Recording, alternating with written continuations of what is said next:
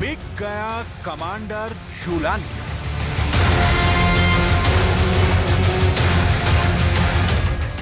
कल तक सीरिया में अमेरिका का 1, 2, 5, 10 या 50 लाख नहीं बल्कि $1 करोड़ का इनामी रहा।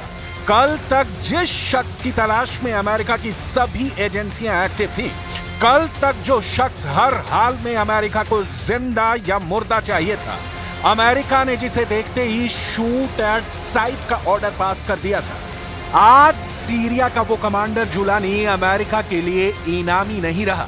अमेरिका ने जुलानी को माफ कर दिया है, यानी रातों रात सिर्फ 12 घंटे में सीरिया में बड़ा खेला हो गया है। अमेरिका की ये वो चाल है जिससे उसने सांप भी मार दिया और उसकी लाठी भी सही सलामत है।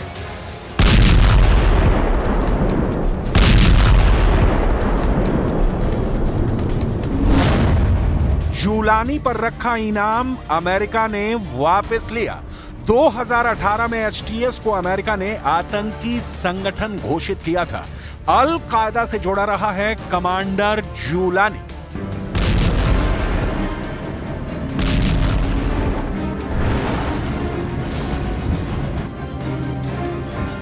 अमेरिका के ईस्टर्न अफेयर्स मामलों के लिए सहायक विदेश मंत्री बारबरा लीफ ने शुक्रवार को इस खबर का औपचारिक ऐलान किया, जब वो और दूसरे अमेरिकी अधिकारी सीरिया की राजधानी दमिश्क में नए सीरियाई प्रशासन के साथ बातचीत करने के लिए गए थे।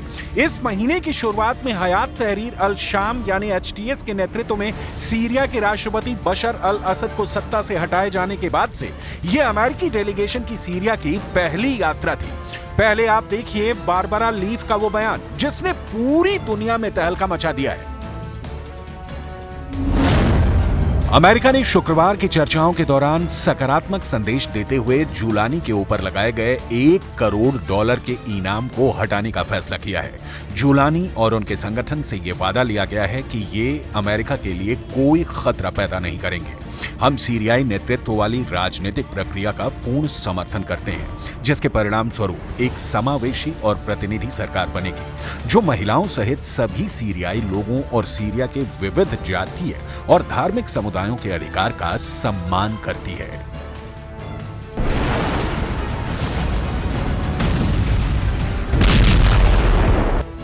हालांकि मीडिया रिपोर्ट में दावा किया गया कि अमेरिका ने फिलहाल एचटीएस को आतंकी सूची से नहीं हटाया है। बारबरा लीफ की सीरिया की यह विजिट सीरिया के पूर्व विशेष दूत डैनियल रोबिनस्टीन और बंधक मामलों के लिए अमेरिकी सरकार के मुख्य दूत रोजर कास्ट्रेंस के साथ ऐसे वक्त में हुई है जब पश्चिम देश इस बात पर विचार कर रहे थे कि एचटीएस को आतंकवादी लिस्ट से हटाया जाए या नहीं। तभी अमेरिका ने कमांडर जुलानी के ऊपर से इनाम हटाने का ऐलान कर दिया। अल जजीरा ने अपनी रिपोर्ट में कहा है कि अमेरिकी सरकार का मानना है कि कमांडर जुलानी की गिरफ्तारी के लिए इनाम हटाने से यह होगा कि सीरिया में अब वही होगा जो अमेरिका और उसके पार्टनर चाहेंगे। अमेरिका की सीरिया में दखलंदाजी बढ़ जाएगी। अमेरिका की यह टीम सिर्फ जुलानी के सिर से इनाम हटाने का ऐलान ही नहीं करने गई है, बल्कि उनका एक और मकसद भी है। पत्रकार ऑस्टिन टाइस जो 2012 में गायब हुए थे, उनके बारे में पता लगाना भी अमेरिका के लिए एक अहम मुद्दा है। मीडिया रिपोर्ट्स के मुताबिक जुलानी के सिर से इनाम हटाने का ऐलान होते ही एचटीएस ने ऐलान किया कि हम ऑस्टिन टाइस का पता लगाने के लिए हर संभव प्रयास करेंगे ताकि उन्हें संयुक्त राज्य अमेरिका में उनके परिवार के पास वापस भेजा जा सके। मिडिल ईस्ट से आई इस रिपोर्ट के मुताबिक अमेरिकी विदेश मंत्री एंटनी ब्लिंकन ने लेटेस्ट अपडेट में यह बताया है कि सीरिया में अमेरिका दबदबा बढ़ाने जा रहा है। ब्लिंकन ने इस बात की पुष्टि की है कि अमेरिका ने सीरिया में सैनिकों की तैनाती दोगुनी कर दी है। यह सैन्य तैनाती बशर अल असद के तख्ता पलट के वक्त से बढ़ाई जा रही थी। हालांकि पेंटागन ने इसकी डिटेल अब जारी की है, जिसके मुताबिक अमेरिका ने पूर्वोत्तर सीरिया में अपने सैनिकों की संख्या दोगुनी से ज्यादा कर दी है। पहले सीरिया में अमेरिका के सैनिकों की संख्या 900 थी, जिसे बढ़ाकर 2000 कर दिया गया है। खाड़ी देशों में मौजूद अमेरिकी सैन्य अड्डों से सीरिया पर 24 घंटे निगरानी भी रखी जा रही है। Obviously, given the current situation in Syria, just very recently, I was made aware of the fact that, hey, maybe there's more forces than just a small number, or what would normally be considered, around the 900 range. So we asked to look into it. Got those numbers today. significantly higher than 900. America को तुर्की के राष्ट्रपति Erdogan पर शायद रत्ती भर भरोसा नहीं रह गया है। सुपर पावर बार बार तुर्की के मंसूबे पर शक जता रहा है। नए चुने गए प्रेसिडेंट ट्रंप के बाद अमेरिका के विदेश मंत्रालय ने भी एर्दोआन की सीरिया पॉलिसी को पूरे खाड़ी देशों के लिए खतरनाक माना है। It's a very challenging issue. There are long-standing tensions between Turkey and these groups, and so it is not an easy path forward, but it is certainly one that we're pursuing. Syria में America अपनी पकड़ मजबूत करने की सभी कोशिशें शुरू कर चुका है। अल कायदा और ISIS जैसे आतंकी संगठनों के खात्मे के लिए सुपर पावर ने कमांडर जुलानी को अपने खेमे में लाने का जोखिम भी मोल लिया है। कमांडर जुलानी की लीडरशिप में बनने वाली नई सरकार से अमेरिका ने बातचीत का मूड बना लिया है। अमेरिका ने सीरिया में अपना डेलीगेशन भेजा है। अमेरिकी राजनयिकों का पहला ग्रुप दमिश्क में है, जो देश के नए नेताओं के साथ बातचीत करेगा और अमेरिकी पत्रकार ऑस्टिन टाइस के ठिकानों का पता लगाएगा। अमेरिका ने बताया है कि विदेश मंत्रालय की सहायक सचिव बारबरा लीव और सीरिया में विशेष राजदूत रहे डेनियल रेबेस्टेन अंतरिम नेताओं से बातचीत कर रहे हैं। अमेरिका कुछ शर्तें पूरी करने पर कमांडर जुलानी की नई सरकार को मान्यता देने के सिग्नल दिए हैं। अमेरिका की शर्तों में गैर सांप्रदायिक नेतृत्व का गठन, अल्पसंख्यकों, महिलाओं का सम्मान और रासायनिक हथियारों का खात्मा शामिल है। अमेरिका की टेंशन ये है कि सीरिया में उसके दुश्मन फायदा उठाएं, उससे पहले सुपर पावर सारे मोहरे बिछा ले। अमेरिका को तुर्की के राष्ट्रपति एर्दोआन और ईरान के सुप्रीम लीडर अली खामेनेई की सीरिया में दिलचस्पी ने अलर्ट कर दिया है। मिस्र भी सीरिया में इजरायल के खिलाफ बयानबाजी कर अमेरिका को परेशान कर रहा है। मिस्र के राष्ट्रपति अब्दुल्ला फतेह ने इजरायल के हमलों और कब्जे का खुलकर विरोध शुरू कर दिया है। انتهاكا صارخا لسيادتها على خلفية استيلاء إسرائيل على المزيد من الأراضي السورية مؤخرا وشن اعتداءات على الأراضي السورية وإعلانها من طرف واحد عن إلغاء اتفاق فض الاشتباك لعام 1974. وتدين مصر بأشد العبارات تلك الممارسات وتؤكد دعمها التام لوحدة واستقرار سوريا وسيادتها وسلامة أراضيها. सीरिया वर्ल्ड वॉर का एपी सेंटर बनता जा रहा है। एर्दोआन ने कुर्द लड़ाकों का खतरा बताकर पहले ही सीरिया में सैन्य तैनाती कर ली है। तुर्की समर्थित सीरियाई लड़ाकों और हयात तहरीर अल शाम ग्रुप ने कुर्द इलाके पर कब्जा करना भी शुरू कर दिया है। सेना में भर्ती होंगे एक कैदी। अमेरिका की टेंशन सीरिया की जेलों से रिहा हुए वो खूंखार लड़ाके भी हैं जिन्हें बशर ने लंबे वक्त तक कैदी बनाकर रखा था। कमांडर जुलानी ने बड़े स्तर पर जेलों में बंद फाइटर्स को आजाद कर खत्म हो चुके कई टेरर ग्रुप में जान फूंक दी है। वहीं मीडिया रिपोर्ट्स ये भी कहती हैं कि जुलानी ने लड़ाकों को सेना में भर्ती करने का ऐलान कर दिया है। इसमें वो लड़ाके भी शामिल होंगे जिन्होंने बशर अल असद की सत्ता को सीरिया से उखाड़ फेंकने में कमांडर जुलानी की मदद की है।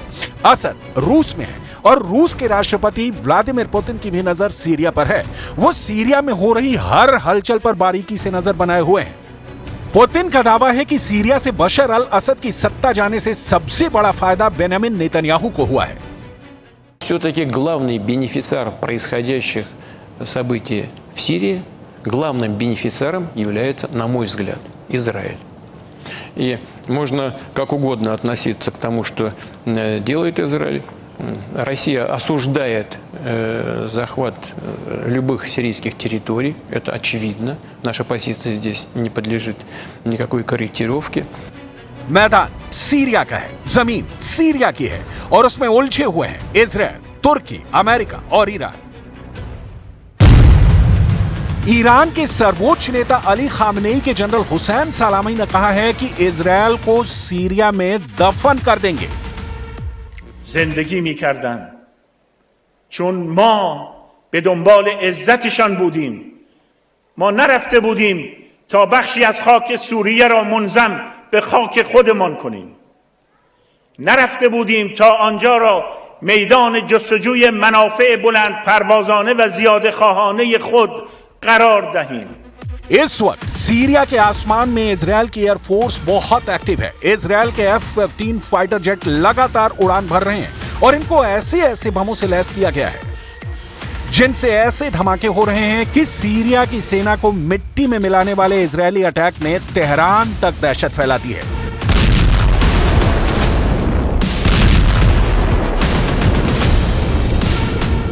इन हमलों पर जुलानी की भी मुहर लग चुकी है, क्योंकि जुलानी ने ना इसका विरोध किया और ना ही इजरायल से युद्ध करने की ख्वाहिश जाहिर की है, बल्कि ईरान और हिजबुल्लाह को अपना सबसे बड़ा दुश्मन बता दिया है। تخوفات عندهم ان شاء الله، البلد رح تنبني، خوف كان من وجود النظام اليوم زال الحمد لله، بالعكس البلد رايحه للاعمار ان شاء الله، ورايحه للاستقرار الطويل، تعبت سوريا من الحرب، فهي مو جاهزه ابدا لتدخل في الحروب ولا ناويه تدخل في الحروب اطلاقا، على العكس مصدر القلق كان فيها هو تواجد الميليشيات الايرانيه وميليشيات حزب الله، ووجود النظام نفسه اللي قام بالانجاز اللي شايفينه انتم اليوم. इजरायल के इन धमाकों के साथ सीरिया में जुलानी का ऐसा तूफान आया कि उस तूफान में ना सिर्फ बशर अल असद की सरकार उड़ी, बल्कि असद की मदद करने वाले पुतिन और खामनेई का मजबूत खूंटा भी उखड़ गया। जुलानी ने सीरिया में ऐसा जाल फैलाया कि इस जाल में फंसे रूस और ईरान की सेना को सीरिया से भागना पड़ा। जुलानी का जाल बुनने वाले तुर्की और इजरायल इस वक्त बहुत खुश हैं। जुलानी का जाल इतना मजबूत बताया जा रहा है जिसकी जद में अब कई और अरब देश भी आ सकते हैं। डर है कि इसमें जॉर्डन के राजा किंग अब्दुल्ला भी फंस जाएं और जुलानी का अगला टारगेट जॉर्डन बन सकता है। खौफ सऊदी अरब में भी बढ़ चुका है। यही वजह है कि सीरिया में तख्ता पलट से पहले सऊदी अरब के क्राउन प्रिंस ने बशर अल असद की तरफदारी में कई बातें भी कही थी।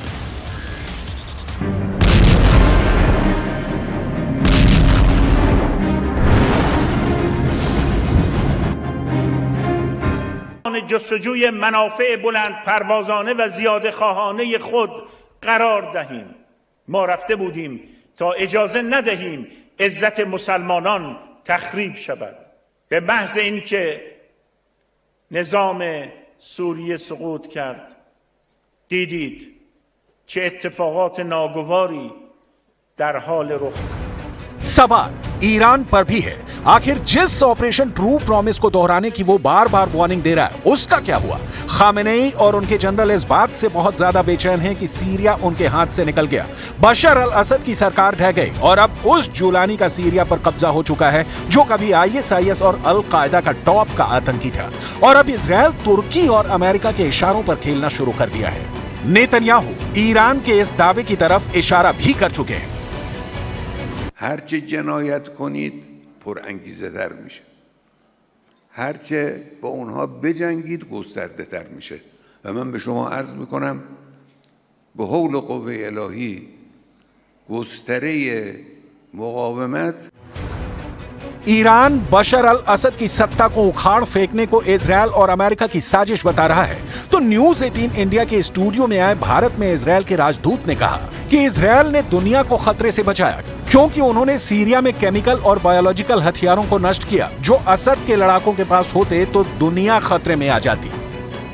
अब आपसे सीरिया के बारे में बात करेंगे, जुलानी के बारे में। How much threat does Jolani pose to Israel in Syria? Well, that's something that we still have to figure out. Okay. There's no doubt that there are many radical groups in Syria. Syria for many years has been very dangerous towards Israel because it has been accumulating weapons of mass destruction, including chemicals. Khamenei जानते हैं कि अब Netanyahu ने Iran के साथ mind game खेलना शुरू कर दिया है। सीरिया के बाद नेतन्याहू ने खामेनेई का तख्ता पलट करने का सिग्नल दे दिया है। नेतन्याहू के सिग्नल ने ईरान में ट्रिगर दबा दिया है। खामेनेई अपने जनरलों और सलाहकारों के साथ लगातार मीटिंग पर मीटिंग कर रहे हैं।